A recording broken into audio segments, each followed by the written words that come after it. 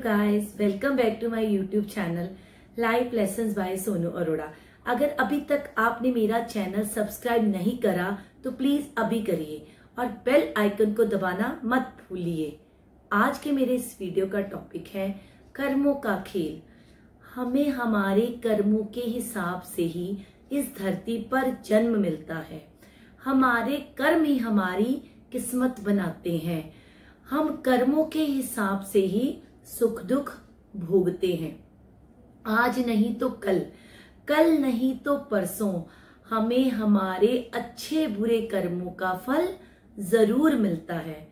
जब भी हम कभी किसी सुखी व्यक्ति को देखते हैं तो हम क्या कहते हैं कि यार इसने पक्का कोई मोती दान करे होंगे जो इसको इतना अच्छा जीवन मिला है। और जब हम कभी किसी दुखी व्यक्ति को देखते हैं तो वो क्या कहता है, यार भगवान ने मेरे साथ ही ऐसा क्यों करा।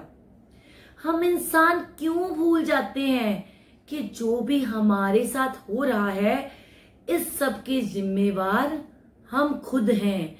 अगर हम अच्छा करते हैं तो हमें अच्छा मिलता है, अगर हम बुरा करते हैं तो हमें बुरा मिलता है। किसी ने सही कहा है, ना कोई देर है ना कोई अंधेर है, ना कोई देर है ना कोई अंधेर है। ये जो सब कुछ हो रहा है हमारे कर्मों का फेर है, हमारे कर्मों का फेर है। गुरु नानक देव जी ने जपजी साहिब में कहा है, आपे बीज आपे ही खाओ, जो हम बोएंगे उसी का फल ही हमें मिलेगा। अच्छे कर्म करेंगे तो अच्छा मिलेगा, बुरे कर्म करेंगे तो बुरा मिलेगा। आइए इसी कर्मों के खेल पे मैं आपको एक छोटी सी कहानी सुनाती हूँ। एक बार एक राजा था, उसको हमेशा एक ही सवाल परेशान करता था कि जिस समय मैंने जन्म लिया उस समय और भी कई लोगों ने जन्म लिया होगा, तो वो सारे राजा क्यों नहीं बने, मैं ही एक अकेला राजा क्यों बना। उसने अपनी इस दुविधा को दूर करने के लिए अपनी राज्य सभा में बहुत सारे विद्वानों को बुलाया, लेकिन कोई भी विद्वान उसके सवाल का जवाब नहीं दे पाया। तो एक ज्ञानी विद्वान ने बोला, हे राजन, आप जंगल में जाओ और वहां आपको एक कुटिया में साधु मिलेंगे जो आपके इस सवाल का जवाब दे सकेंगे। राजन जल्दी से जंगल की तरफ गया। जब वो साधु की कुटिया में पहुंचा तो क्या देखता है, साधु आग के अंगारे खा रहा है। तो राजन बहुत आश्चर्यचकित हो जाता है। फिर भी वो अपना सवाल साधु के आगे रखता है। तो साधु कहता है, मेरे पास आपके इस सवाल का जवाब नहीं है, आप आगे जाइए, आपको आगे एक और साधु मिलेंगे, उनके पास आपके इस सवाल का जवाब होगा। राजन जल्दी से दूसरे साधु की कुटिया की तरफ जाते हैं। जब वो साधु की कुटिया के अंदर जाते हैं तो क्या देखते हैं, साधु मिट्टी खा। राजन को बहुत बुरा लगता है। फिर भी वो अपना प्रश्न साधु से पूछते हैं।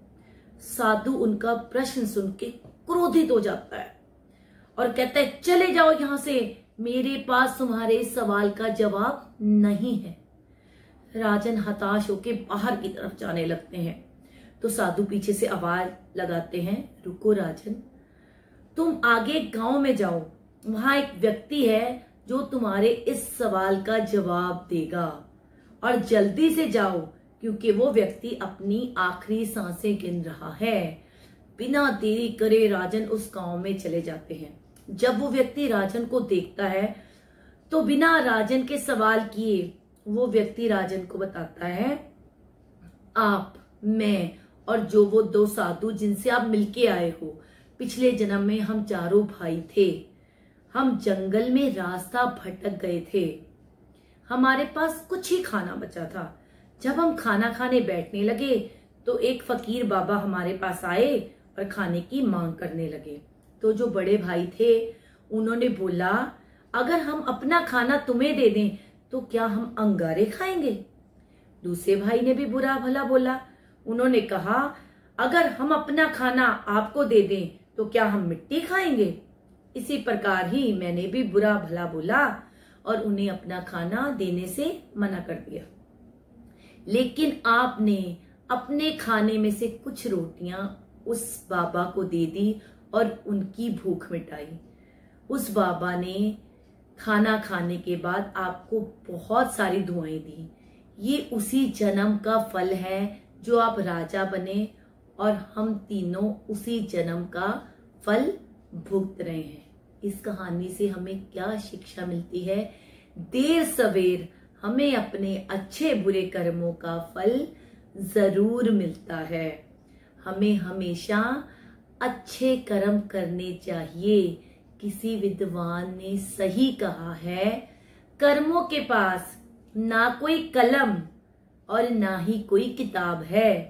कर्मों के पास ना कोई कलम और ना ही कोई किताब है, फिर भी उसके पास सारी दुनिया का हिसाब है।